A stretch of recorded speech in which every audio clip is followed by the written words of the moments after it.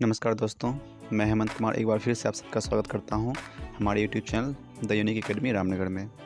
दोस्तों, ये video class 10 physics प्रकाश का परावर्तन का तीसरा भाग है। इस भाग में हम गोलीय दर्पण और उनसे बनने वाले प्रतिबिंबों का अध्ययन करेंगे। तो आइए शुरू करते हैं। पिछली वीडियो में हमने समतल दर्पण द्वारा बनने वाले प्रतिबिंब को जाना था। सिर्फ समतल सतहों से नहीं बल्कि चिकने चमकदार वक्र सतहों से भी प्रकाश के परावर्तन के फलस्वरूप प्रतिबिंब प्राप्त होते हैं। उदाहरण के लिए, यदि एक चमकदार चम्मच को अपने चेहरे के सामने लाकर हम देखते हैं तो चम्मच में हमारा प्रतिबिंब दिखाई पड़ता है। चम्मच के बाहरी पृष्ठ से सीधा प्रतिबिंब, जबकि चम्मच के भीतरी पृष्ठ से हमें उल्टा प्रतिबिंब दिखाई पड़ता है। आप इसको चित्र में भी देख सकते हैं। इस प्रकार वक्र सतहों से भी परावर्तन के फलस्वरूप प्रतिबिंब का निर्माण होता है। इस प्रकार दर्पण मुख्यतः दो प्रकार के हैं। पहला समतल दर्पण प्लेन मिरर, जिसका हमने पहले वीडियो में अध्ययन किया। दूसरा गोलीय दर्पण स्फेरिकल मिरर, इसका हम इस वीडियो में अध्ययन करेंगे। आइए जानते हैं गोलीय दर्पण क्या होता है। जिस दर्पण का परावर्तक सतह किसी खोखले गोले का एक भाग होता है उसे गोलीय दर्पण कहते हैं। परावर्तक सतह का अर्थ दर्पण के जिस भाग से प्रकाश का परावर्तन होता है, अर्थात दर्पण के सामने का भाग। आइए इसको चित्र से समझते हैं। एक खोखले गेंद को काट करके जो हमें भाग प्राप्त हुआ है, उसका जो बाहरी भाग है वो उठा हुआ भाग है, उसको उत्तल पृष्ठ कहते हैं, जबकि अंदर का जो धंसा हुआ पृष्ठ है उसको अवतल पृष्ठ कहते हैं। इसी प्रकार गोलीय दर्पण भी गोले का एक भाग होता है। गोलीय दर्पण दो प्रकार के हैं। उत्तल दर्पण कॉन्वेक्स मिरर, दूसरा अवतल दर्पण कॉनकेव मिरर। अवतल दर्पण जिस गोलीय दर्पण का परावर्तक सतह धंसा हुआ होता है उसे अवतल दर्पण कहते हैं, जबकि उत्तल दर्पण जिस गोलीय दर्पण का परावर्तक सतह उभड़ा हुआ होता है उसे उत्तल दर्पण कहते हैं। नीचे चित्र ए में अवतल दर्पण को दिखाया गया है, जबकि चित्र बी में उत्तल दर्पण को दिखाया गया है। खोखले गोले के भाग के बाहरी सतह पर रस्तित करने से अवतल दर्पण प्राप्त होता है, जबकि खोखले गोले के भीतरी सतह पर स्थित करने से उत्तल दर्पण प्राप्त होता है। गोलीय दर्पण और इससे बनने वाले प्रतिबिंबों की क्रिया को समझने के लिए हमें गोलीय दर्पण से संबंधित पदों को जानना आवश्यक है। तो ये जानते हैं। सबसे पहला है ध्रुव। गोलीय दर्पण का जो मध्य बिंदु होता है उसको ध्रुव कहते हैं। इसे P से सूचित किया जाता है। वक्रता केंद्र गोलीय दर्पण जिस गोले का भाग होता है उस गोले के केंद्र को वक्रता केंद्र कहते हैं। इसको C से सूचित किया जाता है। वक्रता त्रिज्या गोलीय दर्पण जिस गोले का भाग होता है उसकी त्रिज्या को वक्रता त्रिज्या कहते हैं, अर्थात दर्पण के ध्रुव और वक्रता केंद्र के बीच की दूरी को वक्रता त्रिज्या कहते हैं। चौथा प्रधान अक्ष गोलीय दर्पण के ध्रुव और वक्रता केंद्र को जो मिलाने वाली सरल रेखा होती है उसको प्रधान अक्ष या मुख्य अक्ष कहते हैं। आइए अब गोलीय दर्पण के फोकस और फोकस दूरी का अध्ययन करते हैं। इस चित्र में अवतल दर्पण के मुख्य अक्ष के समांतर आपतित किरणों को दिखाया गया है।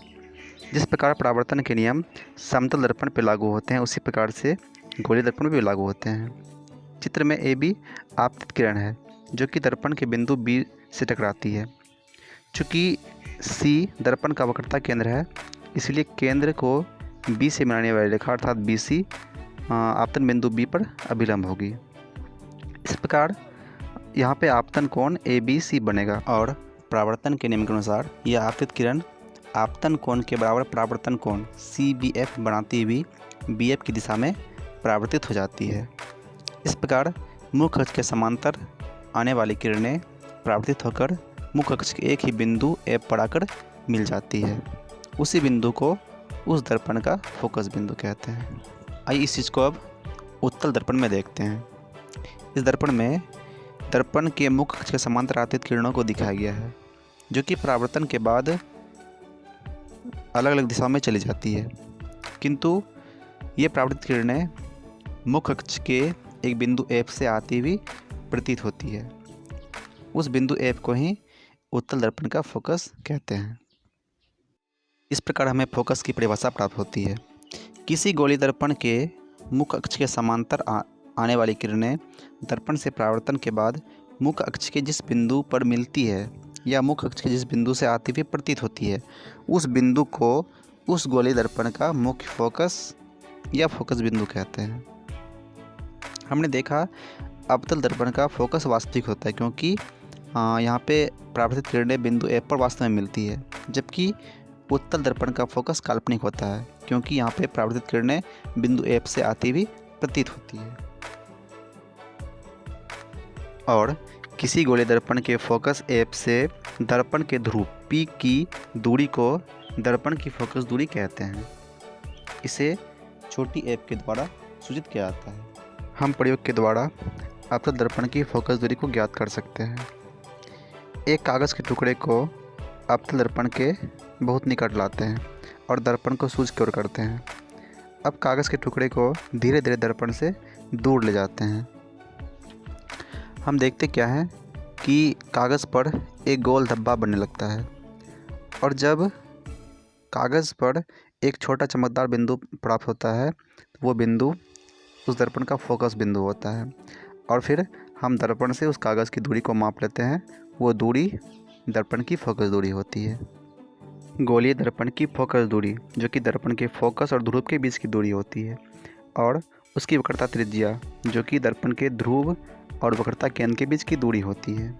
इनके बीच क्या संबंध है?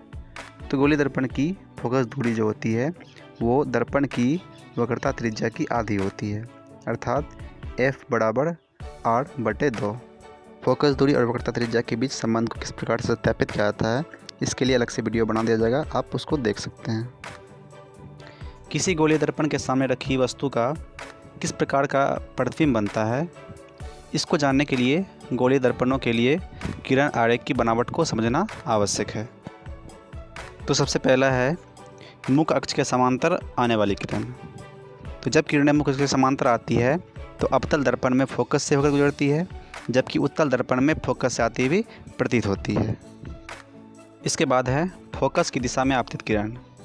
किसी भी गोलीय दर्पण में फोकस की दिशा में आने वाली किरणें दर्पण से परावर्तन के बाद मुख्य अक्ष के समांतर गुजरती है, चाहे वह दर्पण अवतल हो या उत्तल हो।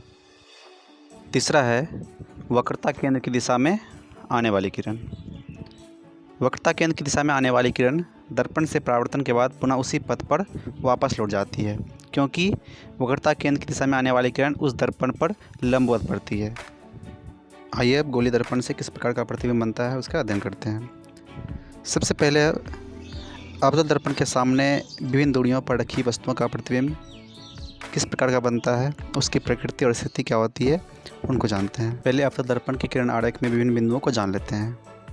P दर्पण का ध्रुव होता है, F दर्पण का फोकस होता है और C दर्पण का वक्रता केंद्र होता है।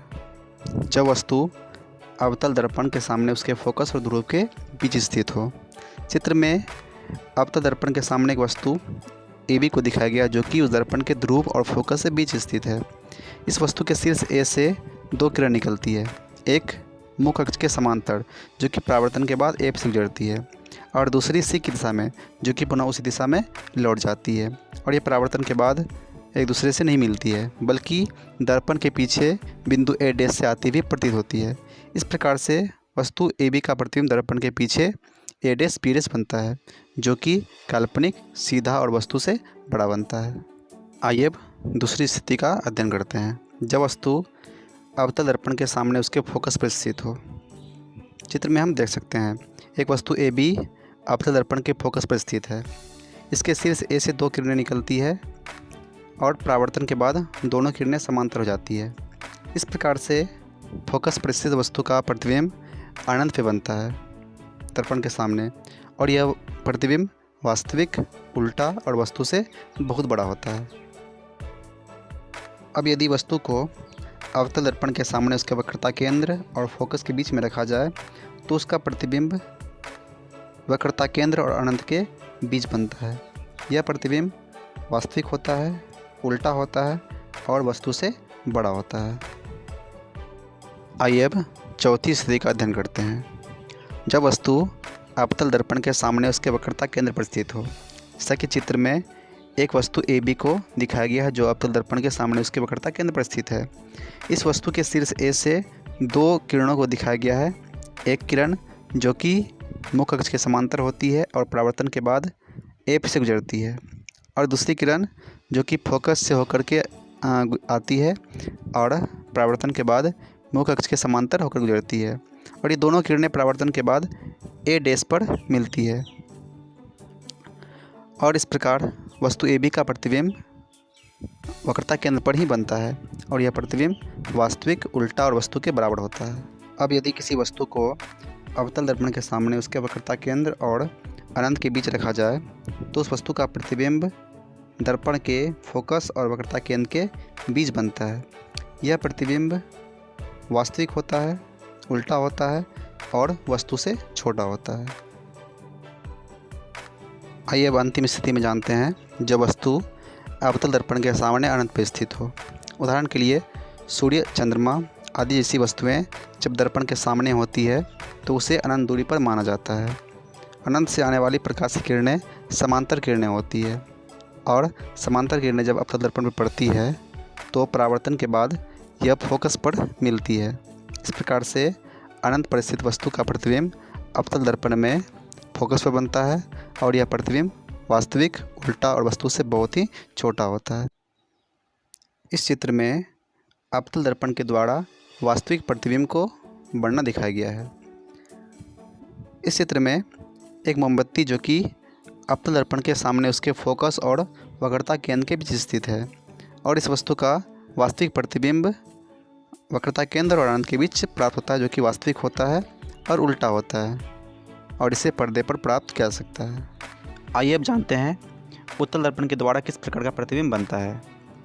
उत्तल दर्पण के द्वारा हमेशा ही काल्पनिक प्रतिबिंब बनता है, चाहे वस्तु दर्पण के सामने कहीं पे रखी हो। आइए किरण आरेख के द्वारा उत्तल दर्पण में प्रतिबिंब किस प्रकार बनता है समझते हैं।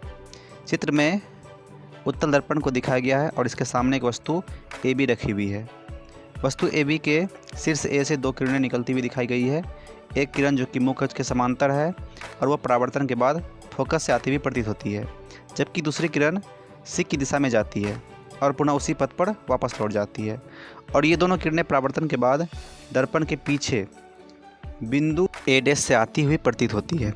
इस प्रकार से दर्पण के सामने रखी वस्तु का प्रतिबिंब दर्पण के पीछे ए डैश बी डैश बनता है, और यह प्रतिबिंब काल्पनिक, सीधा और वस्तु से छोटा होता है। आइए अब इन गोलीय दर्पणों के प्रमुख उपयोगों को जानते हैं। सबसे पहले अवतल दर्पण के क्या क्या उपयोग हैं, इनको जानते हैं।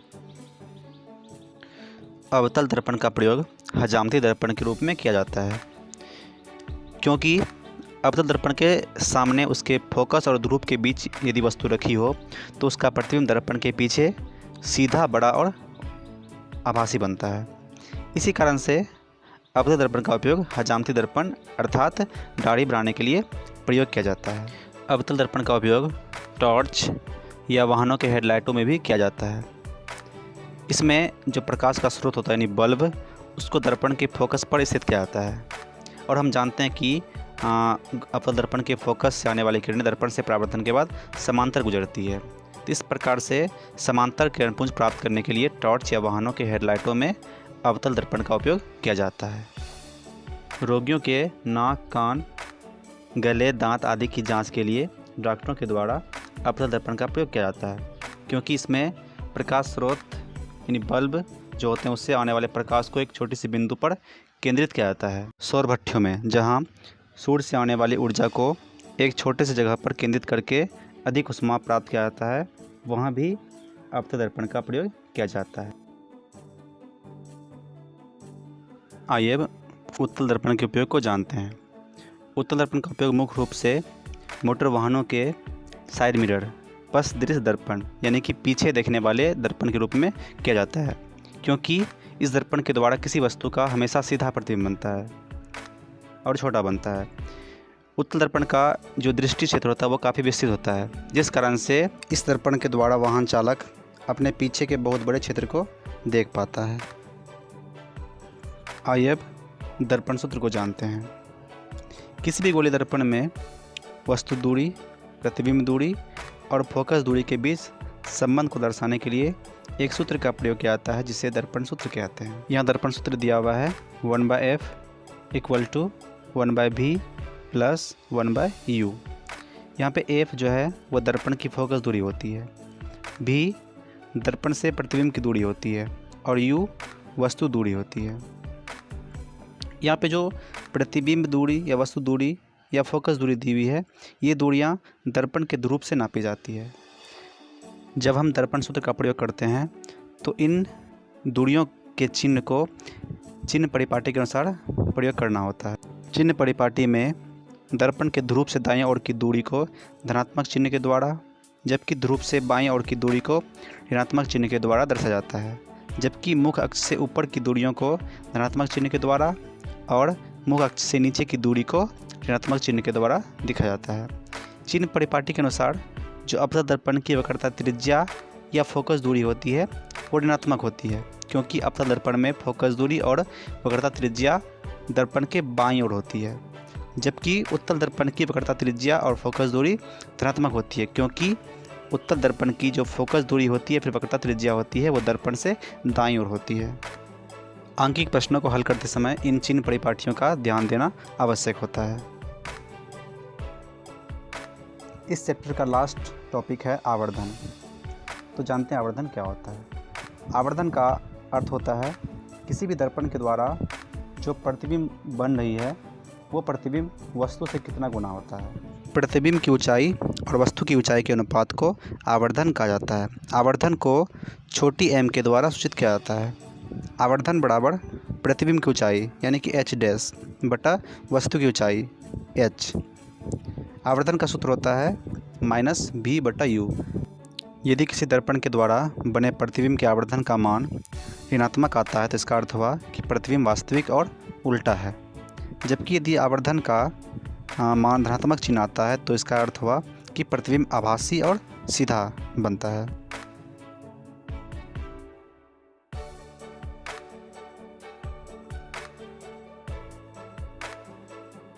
समतल दर्पण के द्वारा बने प्रतिबिंब का आवर्धन हमेशा +1 प्राप्त होता है। इसका अर्थ यह हुआ कि इस दर्पण के द्वारा बना प्रतिबिंब काल्पनिक, सीधा और वस्तु से 1 गुना अर्थात वस्तु के बराबर है।